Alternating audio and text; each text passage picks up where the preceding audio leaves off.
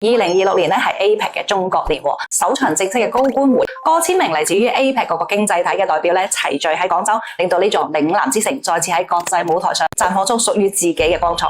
行出會場嘅代表們啦，喺廣州嘅街頭巷尾遇見咗一場傳統同現代嘅溫柔交融。佢哋坐住自動駕駛嘅小巴穿梭城市街巷，喺機器咖啡機面前品嘗一杯飲品，睇住機器人用毛筆寫落新春嘅福字，亦都喺老街區入邊觸摸嶺南非遺嘅溫度。而喺海心沙小鵬科技園億航嘅無人駕駛航空器，新一代嘅人形機器人，又令到佢哋感受到前沿科技嘅澎湃力量。呢啲細碎嘅體驗拼湊出一個鮮活嘅廣州，既有千年商都嘅溫潤底蘊，又有科創前沿嘅現代氣象。廣州可以成為 APEC 中國年嘅首個舉辦地啦，從來都唔係一次偶然嘅選擇，而係呢座城市多年深耕對外開放結出嘅水到渠成嘅果實啦。如今嘅廣州有大約6萬家外資企業扎根發展，其中更加匯聚咗368家世界500強企業。咁2025年啦，全市實際使用外資251.9億元，同比增長9.1%，新設外資企業突破1萬家。呢啲數字嘅背後咧，係外資早已深度融入廣州嘅產業脈絡，唔再係游離嘅資本，而係成為廣州現代化產業體系入邊不可或缺嘅一部分啦。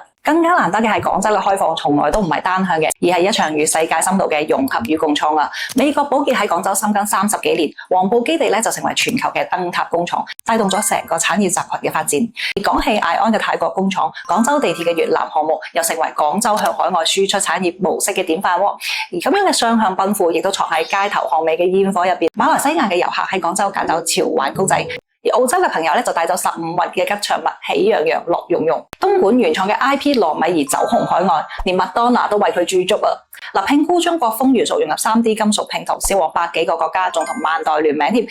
潮玩產業嘅港貨行天下，天下貨行廣東，正係廣州與 APEC 經濟體產業鏈、創新鏈深度融合嘅生動縮影。2025年廣州對 APEC 其他經濟體嘅進出口額接近6900億，其中高技術產品嘅佔比仲喺度持續攀升。透過 APEC 呢次向世界睇見咗廣州嘅底氣，亦都睇到咗呢座城市嘅雄心。佢有住全球級嘅空港、海港網絡，有住完整嘅21+8現代化產業體系，更加有持續迭代嘅營商環境。喺 APEC 中國年嘅美好開端入邊咧，廣州用傳統與現代嘅交融，用開放與共創嘅姿態，寫落屬於自己嘅主腳。而呢份與世界同行嘅美好，亦都係從嶺南出發，走向更廣闊嘅未來。